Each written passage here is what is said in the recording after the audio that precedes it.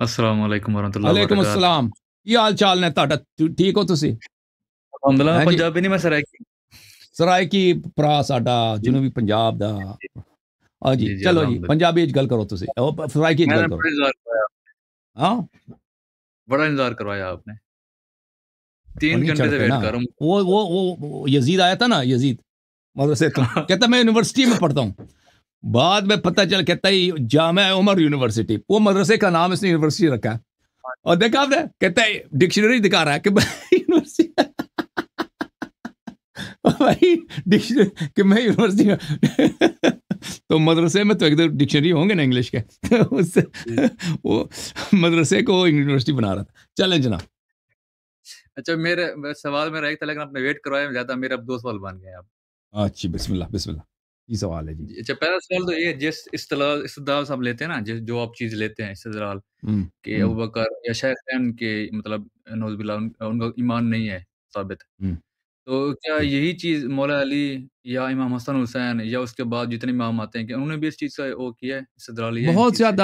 بہت زیادہ اہل بیت طاہرین علیہم الصلوۃ والسلام یعنی شیعہ احادیث میں بہت زیادہ ہے مطلب میں اگزامپل دیتا ہوں آپ کو، ابھی آپ ایک مطلب خلافت کر رہے تھے نا قرآن سے ثابت، صدق علی والی جو آیت تھی، یہ اس کے بعد آپ نے عمر رضی اللہ تعالیٰ عنہ کو مطلب ایک جو تیمم والی آیت تھی نا، آپ نے کہا کہ عمر نے اس چیز سے انکار کیا ہے، اس وجہ سے وہ کافر ہو گئے یا ان کا ایمان ثابت نہیں ہے، کیا انہی آیتوں کو یا ایسی چیزوں کو لے کے حضرت علی نے یا باقی جو امام ہیں جو اہل البیت انہوں نے بھی اس چیز کا کیا استدلال؟ یعنی اگر آپ دیکھیں شیعہ کتب میں آ جائیں تو قرآن کی بہت ساری آیات ہیں کہ یہ خلفاء کے مذمت میں نازل ہوئی ہیں اور وہ بہت شدید آیات ہیں ہم ان آیات سے فار اس لیے استدلال نہیں کرتے ہیں کہ ان کی تفسیر جو ہے جماعت مخالفین کے کتب سے اس طرح نہیں ہے جو اہل بیت علیہ السلام سے ہے وَإِلَّا یہ بہت زیادہ ہے یہ نہایت زیادہ ہے اہل بیت طاہرین یعنی 12 ائمہ اطہار علیہ السلام اہل بیت علیہ السلام کا اس مسئلے پہ اجماع ہے کہ اہل بیت علیہ السلام کے حق جو غاصبین تھے وہ دائرہ اسلام سے خارج تھے اور جنہوں نے جھوٹ میں امامت کا ادعا کیا خلافت کا ادعا کیا اور یہ ان کا اجماع ہے اور اس مسئلے پہ احادیث ان کے متواتر بہت زیادہ ہیں اور قرآن کی بہت ساری آیات کہ اللہ نے خبر دی ہے اس مسئلے پر مسئلہ امامت پر مسئلہ خلافت پر اور غصب خلافت پر اور غاصبین خلافت کے اللہ تعالیٰ نے مذمت کی ہے مختلف آیات بہت زیادہ ہیں وہ اہل بیت علیہم الصلوۃ والسلام کے میرا احادیث سوال میں یہ ہے، جی نہیں میرا سوال یہ ہے کہ مطلب جس طریقے سے آپ شیخین کا حضرت امی عائشہ کا جو ہے نا ایمان ان کا مطلب ثابت کرتے ہیں کہ یہ ان کا ایمان ثابت نہیں کرتے، مطلب آپ کہتے ہیں کہ نعوذ باللہ کافر ہیں جو بھی آپ کہتے ہیں، تو جی اسی چیزوں کو مطلب جس طرح آپ ابھی قرآن کا کہتے ہیں کہ امی عائشہ کے بارے میں وہ بکری جو قرآن آپ کہہ رہے تھے کہ انہی چیزوں کو مولا علی نے یا باقی جو جی اہل بالکل بیت بالکل یہ بکری والے جو ہمارے بکری والے تھے وہ کتاب اس میں ہے نا کتاب سلیم میں موجود ہے بکری کا واقعہ کہ انہوں لوگوں میں کہہ رہا ہوں جس نے قرآن کا جمع فتویٰ کیا تھا لگاتے ہیں قرآن کو دیکھیں کیا اصل جو مولا علی قرآن جمع کیا تھا نا اصل جو قرآن ان مثلا لوگوں نے جمع کیا تھا ابو بکر صاحب کے زمانے میں جمع کیا تھا اور اس قرآن کو بکری کہا گئی تھی تو کیوں مثلا عثمان کو پھر قرآن جمع کرنا پڑا ہے نا قرآن تو جمع ہو چکا تھا ہاں فار تو اس کی ایگزامپل وجہ یہ ہے کہ بات ہم قرآن مان کو بکری کہا گئی تھی بکری کہا گئی تھی تو پھر ان لوگوں کو دوبارہ قرآن جمع کرنا پڑا ہے نہیں کیا انہی چیزوں کو مولا علی نے بھی فتویٰ لگایا تھا ان چیزیں ان کے کفر کا بالکل میں جو کیا عرض چیز کر رہا ہوں یہ بہت زیادہ ہے اہل بیت علیہ السلام کا اس مسئلے پہ اجماع ہے یعنی روایت ایک دو نہیں بہت زیادہ اپنے مکتب سے کوئی آپ وہ بہت زیادہ ہے میں اگر پیش کروں نا دیکھیں دیکھو یہ ہے الوصول من الکافی للکلینی رحمۃ اللہ علیہ چاپ دار الکتب الاسلامیہ جزء اول صفحہ نمبر 437 اچھا یہاں پہ ولایت علی علیہ السلام مکتوبة في جميع صحف الانبیاء ولن يبعث الله رسولا الا بنبوة محمد وصیت علی علیہ السلام امیر المؤمنین علیہ السلام کی ولایت سب انبیاء کے مصاحف میں صحف ابراہیم موسیٰ حضرت آدم علیہ السلام کے صحیفے سب میں لکھا ہوا تھا اور اللہ تعالیٰ نے کسی بھی نبی کو نہیں بھیجا مگر اس کے کتاب میں اس کو بتایا تھا رسول صلی اللہ علیہ وسلم کی نبوت کا اور علی علیہ السلام کی ولایت کا اچھا ان اللہ عز وجل امام محمد باقر علیہ السلام نے فرمایا جعل عز وجل نصب علی علیہ السلام علما بین خلقه وبینه وبین خلقه فمن عرفه كان مؤمنا ومن انکره كان کافرا امیر المؤمنین علیہ السلام کو اللہ تعالیٰ نے علم بنایا ایک علم کہتے ہیں جھنڈے کو. پرانے زمانے میں عرب میں جھنڈا عام تھا، جھنڈا لگاتے تھے راستے میں، کیونکہ وہ جی صحرا میں جاتے تھے تو دور سے پانی کا جو کنواں ہوتا ہے وہ نظر تو نہیں آتا، دور سے آپ کو نظر نہیں آتا کہ یہاں پہ کنواں ہے، صحرا فلیٹ ہے نا. ہاں وہ تو وہاں پہ پانی کے ساتھ جھنڈا لگاتے تھے تاکہ دور سے جو لوگ آتے ہیں وہ مرے نہیں. پانی نہ ملے تو انسان مر جاتا ہے صحرا میں. تو جو مسافر آتے ہیں قافلہ 2 دن 3 دن کے بعد ان کو پانی ملتا ہے، وہ اپنے جو ان کے جو مشق ہیں بھر دیتے ہیں پھر چلے جاتے ہیں آگے، تو دور سے نظر آئے. تو اس لیے علم ایک نشانی ہے. اللہ تعالیٰ نے ایک علم بنایا اپنے اور خلق کے درمیان. وہ کون ہے؟ علی علیہ السلام. فمن عرفہ کان مؤمنا، جو ان پہ ایمان لائے وہ مومن ہے. ومن انکرہ کان کافرا، اور جو ان کو انکار کرے وہ کافر ہے. ومن جہلہ کان ضالا، اور جو ان کو نہ پہچانے وہ پتہ نہیں ہے وہ ہے امام، یعنی وہ کیا، وہ گمراہ ہے. ومن نصب معه شیئا کان مشرکا، اور جو ان کے ساتھ کسی دوسرے کو بھی امام مانے وہ مشرک ہے. ومن جاء بولایتی دخل الجنہ، اور جو ان کے ولایت کے ساتھ ایمان آ جائے وہ جنت جاتا ہے.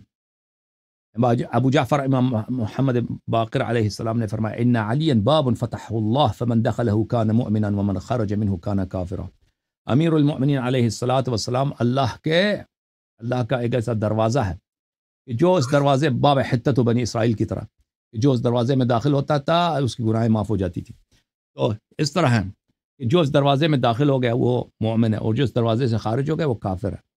ومن لم يدخل فيه ولم يخرج منه كان في الطبقة الذين قال الله تبارك وتعالى لي فيهم مشيئة.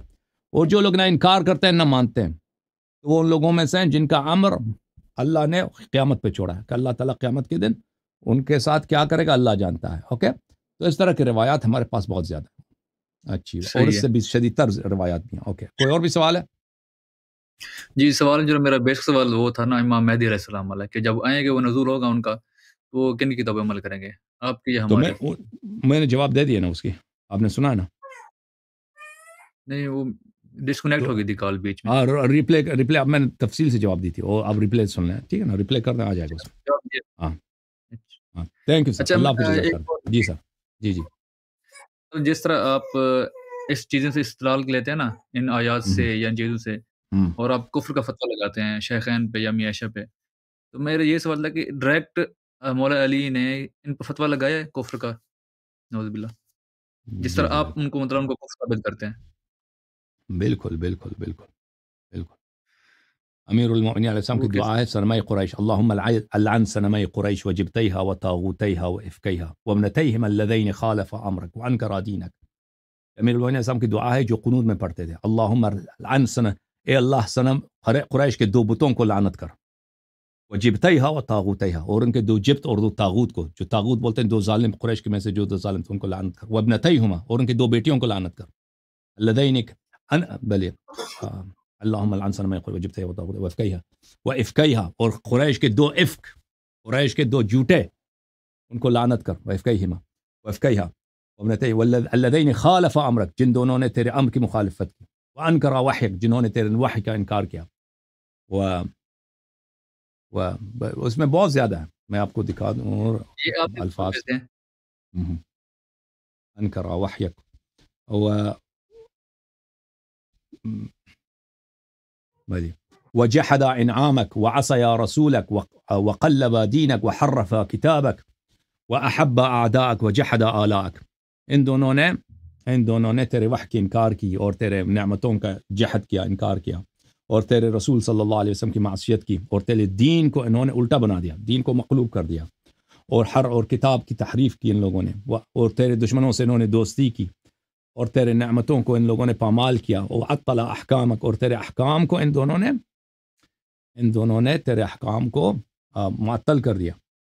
وابتلا فرائضک، اور تیرے فرائض کو ان دونوں نے باطل کر دیا. اس کے بہت سارے جملے ہیں کہ ہر نماز میں امیر المؤمنین علیہ الصلوۃ والسلام قنوت میں پڑھتے تھے. مزید بولیں. اچھا میں یہ کہتا ہوں کہ آپ کا رویہ کافی سخت نہیں ہے شیخین کے بارے لحاظ سے،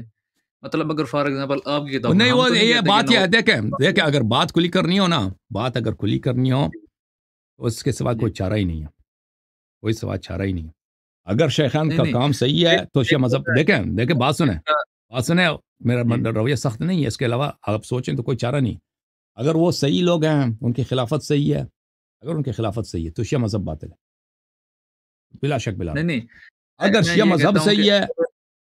اگر شیعہ مذہب صحیح ہے، دیکھیں کہ رسول اللہ صلی اللہ علیہ وسلم نے اپنے بعد خلیفہ بنا کے گئے ہیں، امام بنا کے گئے، اور ان لوگوں نے اس کو سب پیغمبر کی باتوں کو زیر پا کیا، اور ان کی وجہ سے دین میں اتنے بدعتیں داخل ہو گئیں،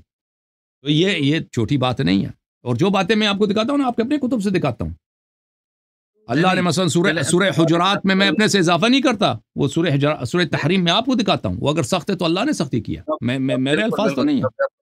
ابھی آپ ہماری دکھاتے ہیں، بے شک اس میں کوئی شک نہیں ہے، لیکن میں کہتا ہوں آپ کے جو کہتے ہیں نا، آپ کہتے ہیں بالکل دین سے خارج ہیں وہ، تو یہ بہت بڑا نہیں، میں فتویٰ اس ہوتا ہے طرح نہیں کسی کہتا دین سے خارج، میں اس طرح نہیں کہتا، جیسے عبداللہ ابن ابی ابن سلول ہے نا، اسلام دین سے دو طرح خروج ہوتا ہے بھائی، دین سے خروج دو طرح کے ہوتے ہیں، ایک خروج ہوتا ہے کہ بھائی آپ ابھی سے کہتے ہیں نستجیر باللہ کہ میں نبی کو نہیں مانتا، میں جاتا ہوں کل سے چرچ جاتا ہوں، ادھر بیپٹائز ہو جاتا ہوں، کہتا ہوں کہ میں عیسائی بن گیا، یا میں ہندو بن جاتا ہوں، یا میں اصل ایتھیسٹ بن جاتا ہوں نا، یہ ایک طرح کا کفر ہے۔ ایک طرح کفر ہے کہ اسلام میں مسلمان رہ کر کافر بن جاتا ہے، مثلا غلام احمد قادیانی، اس نے کبھی تو کلمے کا انکار نہیں کیا، ایک انکار کیا بھائی غلام احمد قادیانی نے، وہ قادیانی کلمت شہادتین پڑھتے ہیں، ان کی مساجد ہیں، وہ نماز بھی پڑھتے ہیں، قرآن بھی پڑھتے ہیں، آپ کو پتہ ہے نا، قادیانی نماز قرآن پڑھتے ہیں، آپ کو پتہ ہے،